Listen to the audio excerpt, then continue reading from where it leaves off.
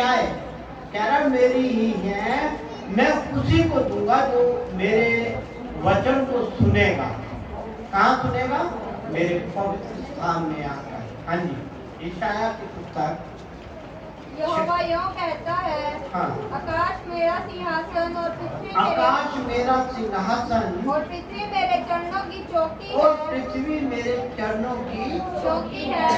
चौकी है। तुम मेरे लिए कैसा भवन बनाओगे? हाँ जी, और मेरे विश्राम का कौन सा स्थान होगा? हाँ जी, यहोवा की है वाणी है, हाँ। ये सब वस्तुएं मेरे ही हाथ क्या में कह रहा है परमेश्वर? ये सब वस्तुएं जिन चीजों के लिए आप भागदौड़ कर रहे हो, मेरा घर बन जाए, मुझे जमीन मिल जाए, मेरी शादी हो जाए, मेरे को नौकरी मिल जाए, परमेश्वर कह रहा है ये जो भी चीजें आप देख रहे हो आपके जीवन में चल रही हैं, ये सब क्या है? वो कह रहा मेरी है ये। अरे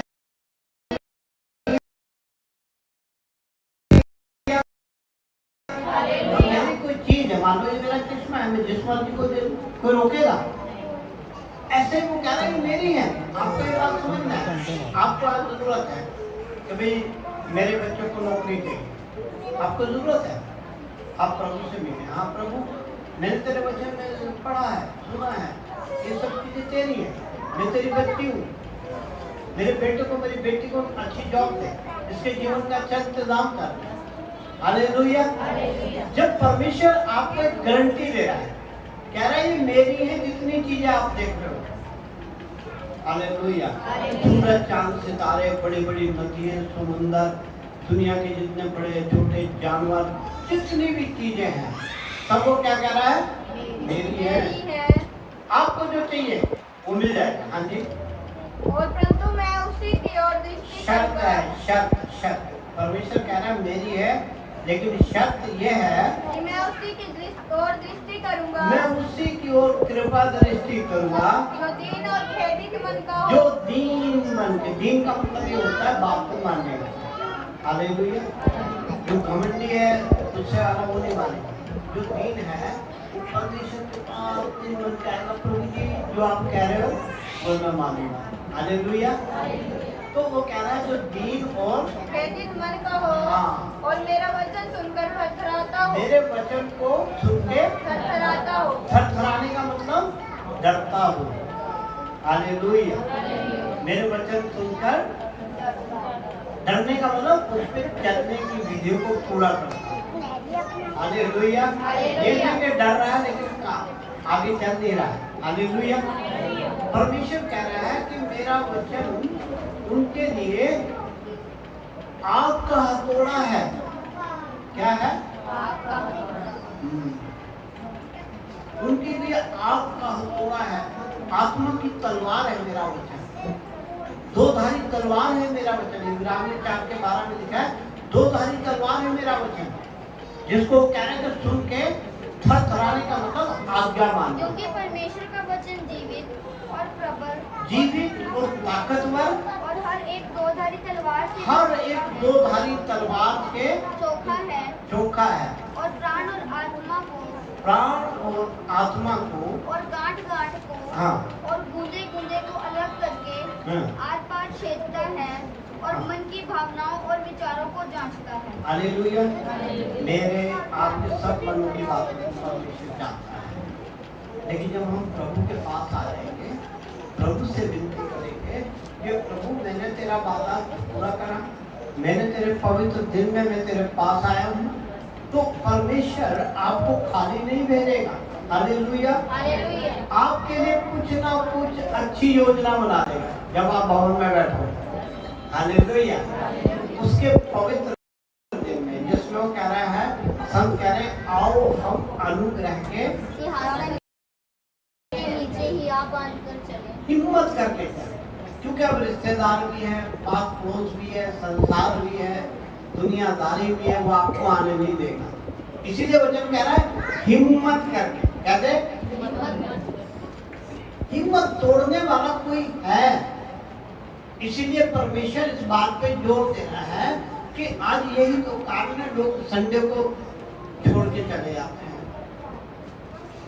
मैं ये कहता हूँ कि भाई परमेश्वर के दिल को परमेश्वर ईमानदारी से 4 सप्ताह है ना, ये 4 सप्ताह आप प्रभु से कहो, ये 4 सप्ताह संडे के आपके हैं, मैं आपको, मैं बेईमान नहीं। हालेलुया। मेरे काम नुकसान होगा, होने दो। हालेलुया। बाइबल कह रही है हानि तो उठा के देख। कितनों को वचन याद है, हानि तो उठा के देख। हालेलुया। कह रहे तुम्हें एक दोष है। दोष का मतलब तुम्हें एक खोट है कि तुम इस बात को सुन के अनजान कर देते, यार पास्टर कुछ गलत बता गया कि नुकसान तो सहन करके दे। हम नहीं नुकसान सहन करने वाले। हालेलुया। वचन कह रहा हानि तो उठा के देख। सबसे बड़ा दोष है कि आपस में मुकदमा करते हो। हाँ, अन्याय क्यों नहीं सहते? हाँ। अपनी हानि क्यों नहीं सहते? बाइबल कह रही है अपनी हानि क्यों नहीं सहते? मान लो आपका रिश्तेदार है, भाई बंद है, दोस्त है, मित्र है, कोई जरूरी काम है, वो खराबी हो जाएगा ना। आपके ना जाने से क्या होगा, वो खराब हो जाएगा, नुकसान हो जाएगा। आप बताओ यहाँ से लेके क्या जाओगे? सब तो यही छोड़ना है। हालेलुया। जब फायदा हो जाए चाहे नुकसान हो जाए, वही छोड़ के जाना। हालेलुया। तो जिसके पास हमें जाना है वो हमें संतावना दे रहा है कि भाई तू इस बात की जिम्मेवारी से हानि उठा। कोई नाराज हो रहा होने दो, कोई गुस्सा हो रहा होने दो, आप करके तो देखो। बाइबल कह रही मैं कितना भला हूँ, मुझे करके तो देखो, इस दवाई को चख के तो देखो, इसे आजमा के तो देखो। भजन संहिता 34 अध्याय का 8 आयत कहता है, धन्य वो यहोवा कैसा भला है, क्या ही धन्य है वह पुरुष, क्या ही धन्य है वह पुरुष जो उसकी शरण लेता है। जो उसकी शरण लेता है। हालेलुया। हालेलुया। वो कह रहा है उससे डर के तो देखो, उसके वचन पे चल के तो देखो। मैं मानता हूँ कि कठिन है रास्ता। बाइबल में साफ लिख दिया प्रभु के दास में, बड़ा कठिन रास्ता है वो। हालेलुया। मत्ती में लिखा हुआ है 7 अध्याय, सकरा है वो मार्ग तेरा। संकेत फाटक से प्रवेश करो, संकेत फाटक से प्रवेश करो, क्योंकि चौड़ा है वह फाटक और सरल है वह मार्ग, सरल है वो मार्ग जो विनाश को पहुंचाता जो है, मौत की ओर लेके जाता है, और बहुत से हैं परेशानियों की ओर लेके आता है, तरह तरह की मुसीबतों की ओर लेके आता है। बड़ा चौड़ा मार्ग है। हमेशा हमारी चॉइस ये होती है हम चौड़े मार्ग में चलें। हालेलुया। हालेलुया। लेकिन दूसरा मार्ग कौन सा है? क्योंकि संकेत फाटक है, हाँ। वह फाटक और कठिन है, वो कठिन है। जो छोटा रास्ता है वो कैसा है? कठिन है, वह मार्ग जो जीवन को पहुंचाता है। वो जीवन को बताएगा। जो कठिन रास्ता है प्रभु की उपस्थिति में आके हानि उठाना, और परमेश्वर कह रहा है मुझे परख के देखो मैं कितना भला और सीधा हूँ। हालेलुया। तुम हानि तो उठा के देखो। हालेलुया। वो कह रहे तेरे निकट 1000 तेरी दाहिनी और 10,000 गिरेंगे, लेकिन कोई भी तेरे पास ना नहीं आएगा। नजदीक नहीं आएगा। चाहे वो बीमारी हो, चाहे वो मुसीबत हो, चाहे वो घर की प्रॉब्लम हो, चाहे वो पैसे की प्रॉब्लम हो, बाइबल कह रहे हो तेरे नजदीक नहीं आएगा। हालेलुया। आज हम लोग इतने दुखी हैं। मैं वचन पढ़ा था, बाइबल कहती है कि तुम लोग सर से घुटनों तक जख्म से भरे। यर्मिया 1 अध्याय कि तुम लोग जख्म से भरे हो। अभी एक एक को बुलाकर उसकी प्रॉब्लम सुनोगे तो रोना आ जाएगा। इतनी मुसीबतें हैं। कह रहा मैंने तो तेरे बाल बच्चों का पालन किया, है ना? कह रहा मैंने तेरे बाल बच्चों को पाला, मैंने तेरा जीवन बनाया, तो मैंने सबको दिया, तुझे वो जीवन दिया जिसे तो तुम मोल नहीं ले सकता। था, वो सांसें थी जिसे खरीद नहीं सकता, लेकिन तू भूल गया। यह पुस्तक 1 अध्याय उसकी पहली आयत से यिजकिय्याह का पुत्र यिर्मयाह, जो बिन्यामीन के देश अनानोत में रहने वाले याजकों में से था, उसी के ये वचन हैं। यहोवा का वचन उसके पास आमोन के पुत्र यहूदा के राजा योशिय्याह के दिनों में उसके राज्य के 13वें वर्ष में पहुंचा। उसके बाद योशिय्याह के पुत्र यहूदा के राजा योयाकीम के दिनों में और योशिय्याह के पुत्र यहूदा के सिदकिय्याह के राज्य के 11वें वर्ष के अंत तक भी प्रकट होता रहा, जब तक कि उसी वर्ष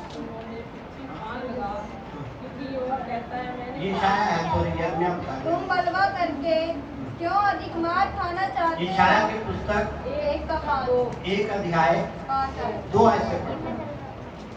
हे स्वर्ग सुन, है स्वर्ग सुन, और हे पृथ्वी कान लगा। अब पृथ्वी के लोग क्या करना है? कान लगा। हाँ जी, एक दूसरे को कहो वचन पे कान लगाओ। बाइबल कह रही है वचन पे कान लगाओ।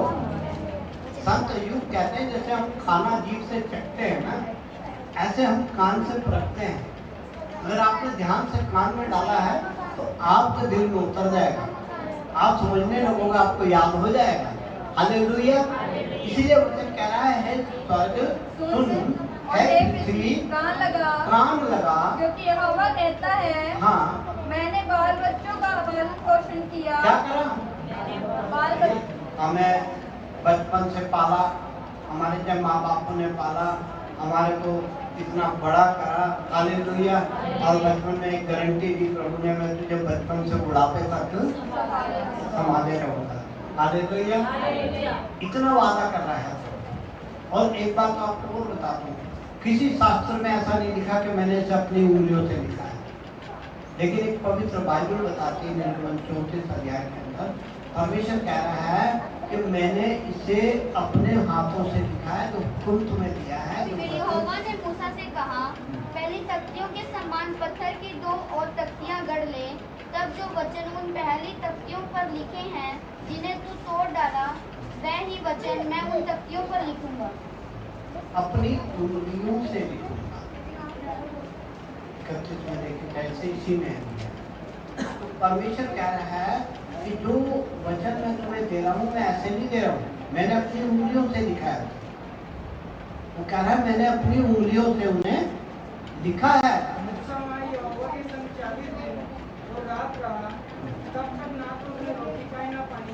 हाँ। और उसने उन तख्तियों पर भाषा के वचन अर्थात 10 आज्ञाएं लिख दी। हाँ।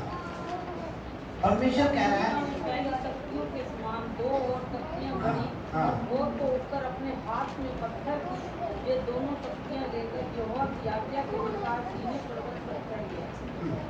हालेलुया। परमेश्वर के वचन में जब हम देख, जब परमेश्वर मूसा से सीने पर्वत पर ऐसी बातें कर चुका, हाँ। तब उसने उसको अपनी उंगली से लिखी हुई साक्षी देने वाली पत्थर हालेलुया। किससे लिखी हुई? उंगली से। वचन किससे लिखा हो? परमेश्वर ने। उंगली से। ये क्या है? निर्गमन 31 का 18। 31 अध्याय के 18। वो कह रहा है मैंने अपनी उंगलियों से लिखा है, जो वचन तुम आज सुन रहे हो ना। हालेलुया। ये ऐसा नहीं है किसी ने कुछ कहा कर दिया, उसने खुद, परमेश्वर ने स्वयं इसी तरह लिखा है कि आकाश और पृथ्वी खत्म हो सकती है, टल सकती है, बर्बाद हो सकती है, लेकिन मेरा वचन कभी भी, परमेश्वर कह रहा है मेरा वचन कभी नहीं टलेगा। हालेलुया। जो बात मैं कह रहा हूँ वो झूठी कभी नहीं निकलेगी। जो मैं तुमसे वादे कर रहा हूँ वो सच्चे वादे कर रहा हूँ। हालेलुया। और इसीलिए हम पढ़ रहे थे कि आओ हम क्या करें? अनुग्रह के सिंहासन के नीचे हाँ। हियाव बांधकर चले। हाँ। आप इसलिए आओ हम अनुग्रह के सिंहासन के निकट हाँ। हियाव बांधकर चले, हाँ। कि हम पर दया हो और वह अनुग्रह पाए जो आवश्यकता के समय हमारी सहायता करे। हालेलुया। हालेलुया। वो जरूरतें हमें मिले जो हमारे को जरूरी है। आज हमारी जरूरतें पूरी नहीं हो रही हैं। हम इतना पैसा कमा रहे हैं, मैंने पिछली बार आपको बताया था, उसकी ज्ञान नहीं है। पैसा तो अच्छा कमा रहे हो लेकिन खर्च करने का ज्ञान नहीं। शैतान आकर आपका पैसा उड़ा के ले जाता है, आप बड़ी मेहनत से कमाते हैं। हालेलुया। इसीलिए बाइबल कहती है कि इन्हें ज्ञान नहीं है। ज्ञान क्यों नहीं? क्योंकि ये क्लास में नहीं आता। ज्ञान क्यों नहीं है? उसके पवित्र दिन में उसके पास नहीं आते। ज्ञान क्यों नहीं? कि उसकी सामर्थ को, उसकी ताकत को, पवित्र आत्मा को पाने के लिए उसके नजदीक नहीं आते। हालेलुया। वो कह रहा आवश्यकता है, जो आपकी जरूरतें हैं वो पूरी करेगा अगर आप उसके सिंहासन के सामने आए। पता नहीं वचन में लिखा है कि हजारों लाखों स्वर्गदूत खड़े हो जाते हैं समय से पहले प्रार्थना। हालेलुया। और स्वर्गदूत लालित रहते हैं कि हम परमेश्वर का वचन सुने। हम लोग कहाँ बैठे रहते हैं कि जी आज तो रिश्तेदारी में चले गए। हम ये बात तो सोच ही नहीं रहे। बाइबल कह रही कि स्वर्गदूत तो पहले आके बैठ रहे हैं। स्वर्गदूत तो सुनने की लालसा रखते हैं। हम लोगों में क्या ऐसा खोट पड़ गया, हानि होगी, हमारी बड़ी हानि उठा रहे हैं। और बाइबल कह रहा है तू भारी हानि उठा रहा है, इसका तुझ पे भारी श्राप पड़ा हुआ है। हालेलुया। हालेलुया। हमें वो दिख नहीं रहा। शैतान हमारा जो दुश्मन है उसने हमें बहला रखा। हालेलुया। हालेलुया। हमें अपनी मुसीबतों का अंदाजा नहीं हो रहा। हालेलुया। किसी से बात करते हो कहते हैं सब पे पड़ो नहीं, आप लोगों में अंतर है। जब आप प्रभु के लिए जो बात मैंने आज आपको बताई उसके पवित्र दिन को हिफाजत से रखेंगे। जैसे कीमती हीरा कोई चीज रख के हम उसको बड़े हिफाजत में रखते हैं कि ये कहीं खराब ना हो। जब इस दिन को आप रखेंगे अपने जीवन में, अपने पास और उसे देकर भवन में आकर परमेश्वर की हजूरी में बैठेंगे तो वो कह रहा है कि तेरे चलने में भी तेरी बातचीत है। जब तू चलेगा तो इससे बातचीत करेगा, जब तू सोएगा तेरी रक्षा करेगा। हालेलुया। ऐसा कोई है? अंगरक्षक भी ऐसा नहीं कर सकते। वो कह रहे हैं तू सोएगा तो मैं क्या करूंगा? हाँ जी, तेरी रक्षा करूंगा। एक कोई भी शैतान की ताकत, कोई भी जंगली सांप कीड़ा तेरे पास नहीं आएगा। अरे भैया हम पढ़ेंगे नहीं, मैंने बताया था आमोस के अंदर ये 9 अध्याय की 3 आयत में कि बाइबल कह रही जब मैं सांप को आज्ञा दूंगा वो तब तुझे डसेगा। अरे भैया क्या कह रहा है? मैं सांप को आज्ञा दूंगा तब वो तुझे डसेगा। तो उसकी हिम्मत नहीं है तुझे डसने। अगर डस भी देगा तो कुछ नहीं होगा। जैसे संत पौलुस को सांप ने काट लिया लेकिन उसे ना दूसरा सांप हुआ ना उन्हें चिंता करी। उसे पता था वचन का पक्का।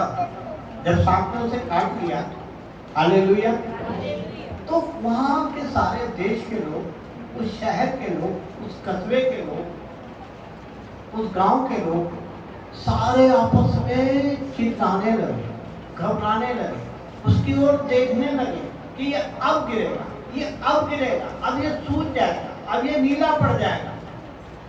लेकिन संत पौलुस से आपने बात सुनी, उन्हें कोई ध्यान ही नहीं। हालेलुया।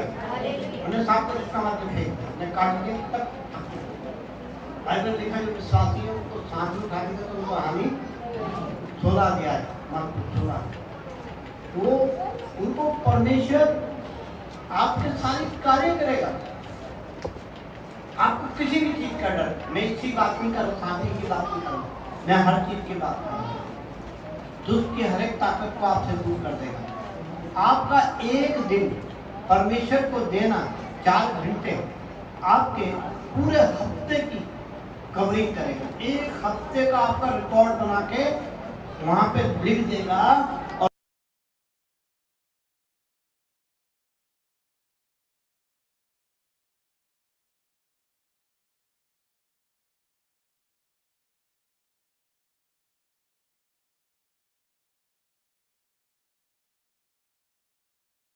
बड़ा सोच मैंने कहा लोग वैसे करते हैं। फिर एक मैं उदाहरण पौलुस का देख रहा था, ताकि हम लोग इस बात को अच्छी तरह समझ जाए कि संत पौलुस को सांप ने काट लिया, लेकिन उसने उसके ऊपर ध्यान, हाँ जी, उन्हें ध्यान नहीं दिया कि सांप ने मुझे काट लिया। वो कहाँ ध्यान दे रहा है? हाँ जी, परमेश्वर। ये बात सीखने की मुसीबत में परमेश्वर को याद करना। दानियल को शेरों की मार में डाल दिया, वो क्या कर रहा हो? हाँ जी, वो प्रार्थना कर रहा है, उसे कोई चिंता नहीं शेरों की। हालेलुया।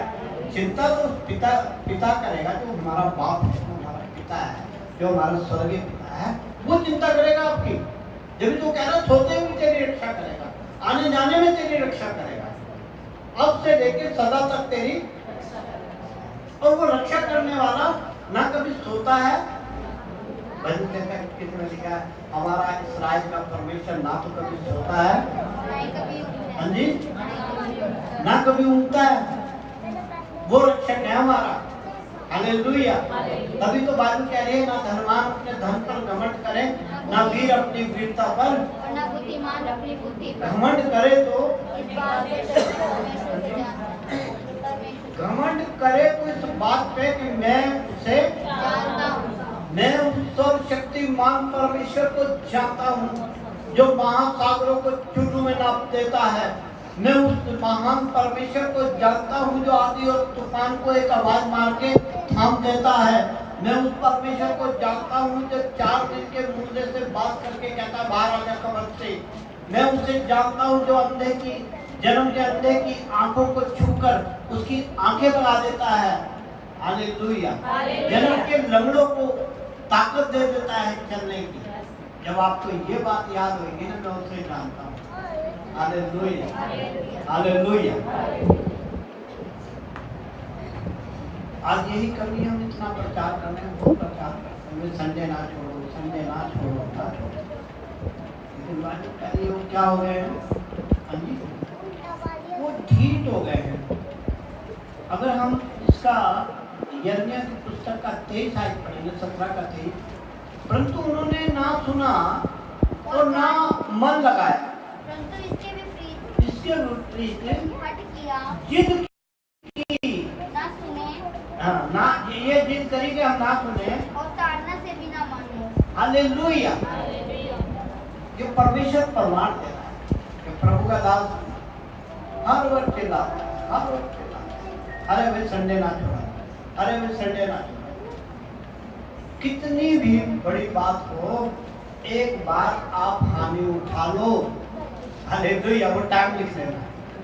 जब आपको कोई ऐसा लगे मेरा बहुत नुकसान है, तो लिख लो। आज मेरे को प्रभु के दास ने बताया था कि इस दिन के लिए अगर कोई मुसीबत पड़ रही है, हानि, कोई परेशानी हो रही है या कोई नुकसान हो रहा है, लिख लो। मैं आपको गारंटी देता हूँ हैंड पर आपको उसकी डबल आशीष मिलेगी। हालेलुया।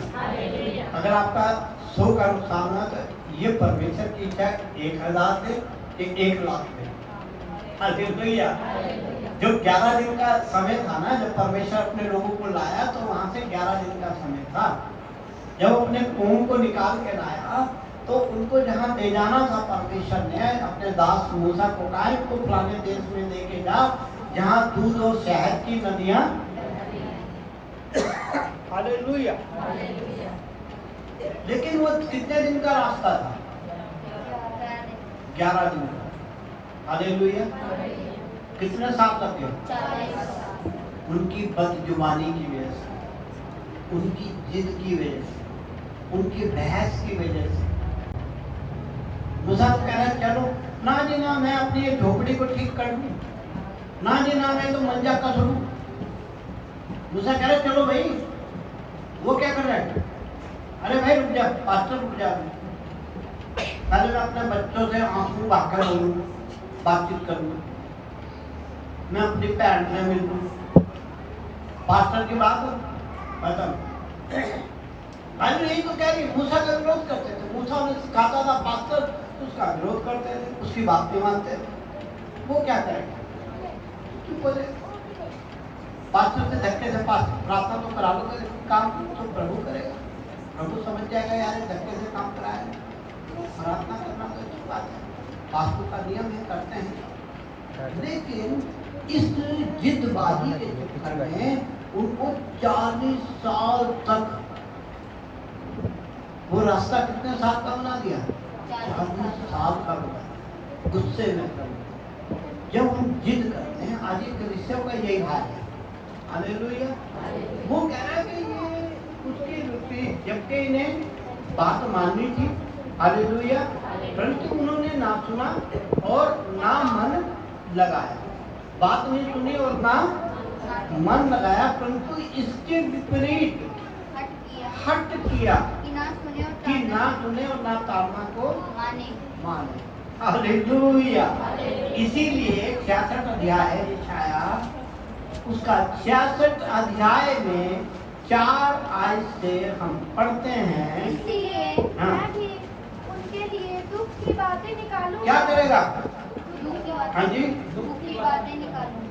इसीलिए मैं भी उनके लिए दुख की बातें ये कौन निकालूंगा। कह रहा है? परमेश्वर कह रहा है कि मेरे दिल का सम्मान नहीं किया लोगों। पास्टर सिखाता रहा। पास्टर की ड्यूटी है, वो कह रहा है कि मेरा काम है इनको सिखाना, ताड़ना देना, समझाना। अगर ये नहीं मानते तो तेरी ड्यूटी खत्म हो। अब मेरा और इनका सीधा बातचीत है, हालेलुया। लेकिन हमें डर ही नहीं है। अब क्या है, जरा सा काम और बिजनेस नहीं चल रहा, चल गया, मेरे बच्चे का ये नहीं हो रहा, हो गया। लेकिन वचन कह रहा है कि उसके अंदर क्या डाला हुआ मैंने? मुसीबत डाली, क्योंकि तुमने बात नहीं सुनी। कह रहा है कि मैंने भी उनके लिए दुख की बातें निकालूंगा। मैंने भी उनके लिए दुख की बातें निकालूंगा, और जिन बातों से डरते हैं, वे डरते हैं उन्हीं को उन पर लाऊंगा। उन्हीं को उन पर लाऊंगा। क्योंकि जब मैंने उन्हें क्योंकि बुलाया, मैंने जब उन्हें बुलाया अपने पवित्र दिन में, अपने अनुग्रह के सिंहासन पर, तब कोई न बोला। तब कोई न बोला। और जब मैंने उनसे बातें की, जब मैंने उनसे वचन के द्वारा बातें की, तब उन्होंने मेरी ना सुनी। तब उन्होंने मेरी ना सुनी। परंतु जो मेरी दृष्टि में परंतु जो मेरी दृष्टि में बुरा था, वही वे करते हैं। वो ही करते रहे, और जिससे मैं अप्रसन्न होता था, उसी को उन्होंने अपनाया।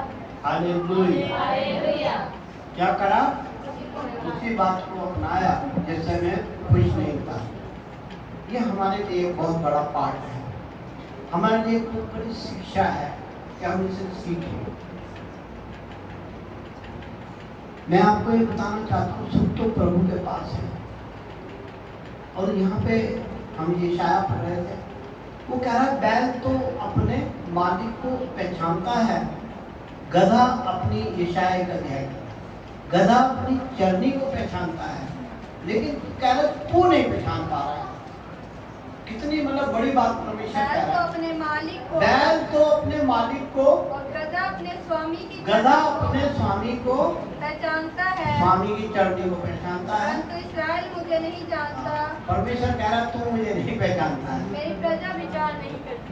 विचार नहीं करती, जो सिखा रहा है उसके ऊपर ध्यान नहीं देता। हालेलुया। उसे ध्यान रखना है, मैं ऐसा बना लूंगा, मैं ऐसा कर लूंगा, लेकिन बाइबल कह रही मुझसे अलग होकर आप समय देते तो देखो। मैं मानता हूँ कि आपको शुरू में बहुत कष्ट होगा, ये ध्यान रखना। जब आप शुरू में इस बात को बांध देंगे, परमेश्वर से वाचा बांध देंगे, हाँ प्रभु मैं तुझसे एग्रीमेंट करता हूँ, वाचा बांधता हूँ, मैं तुझसे वादा करता हूँ। हालेलुया। तो परमेश्वर याद करेगा। परमेश्वर कह रहा है मैं भी अपनी वाचा को याद करूंगा। हालेलुया। मैं भी तुम्हारा कराना सुनूंगा। निर्गमन की पुस्तक 21 अध्याय के 18 है। मूसा का यदि मनुष्य नहीं, इसको हम 2 अध्याय के 23 है। निर्गमन 2 का 23-24। निर्गमन 2 अध्याय। बहुत दिनों के बीतने पर मिस्र का राजा मर गया। इजरायली कठिन सेवा के कारण लंबी लंबी सांस लेकर आहें भरने लगे और पुकार उठे और उनकी दुहाई जो कठिन सेवा के कारण हुई वह परमेश्वर तक पहुंची। परमेश्वर ने उनका कहना सुनकर अपनी वाचा को जो उसने अब्राहम, इसहाक और याकूब के साथ बांधी थी स्मरण किया। क्या करा? अपना वायदा स्मरण किया, याद किया। हालेलुया। परमेश्वर भी आपसे वादा करता है कि मैं तुझे कभी छोड़ूंगा नहीं, कभी त्यागूंगा। हालेलुया। वो कह रहा है मैं वादा करता हूँ कि मेरा जो दिन है मुझे दे, इसको पवित्र बना।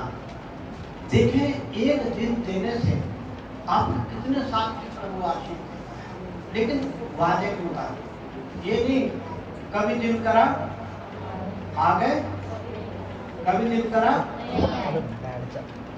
फिर तो प्रभु समझ जाएगा। फिर शैतान पकड़ लेता आके और कहता है देख प्रभु तेरा बंदा वादा कर रहा था ये झूठा है। लेकिन लिखा जब इस्राएल चिल्लाने लगा, रोने लगा, तो परमेश्वर के पास उसकी दुहाई पहुंच गई। आपकी दुहाई परमेश्वर के पास पहुंचेगी, आपका दुख परमेश्वर के पास पहुंचेगा। हालेलुया। और परमेश्वर अपनी वाचा को याद करेगा कि ये मेरे लोग हैं, ये मेरे नाम से इकट्ठे हुए। हालेलुया। ये मेरा आदर करते हैं।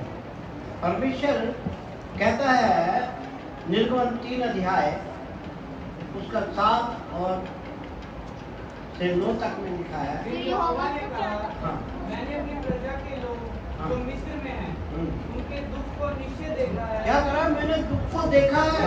परमेश्वर आपके दुख को देखेगा और अभी नहीं देख रहा है। अब तो कह रहा है दुख की बातें क्या करूँगा। हाँ जी, दो तरफ हम देख रहे हैं। एक तरफ वो कह रहा है कि अगर मेरी बात नहीं मानी तो चुन चुन के तेरे लिए दुख भेजूंगा, इधर से सुख होगा फिर वह दुख में पड़ जाए। और अगर तू मेरी बात मानेगा तो मैं क्या करूँगा। हाँ जी, उनकी जो चिल्लाहट परिश्रम करने वालों के कारण होती है उनको भी मैंने सुना है।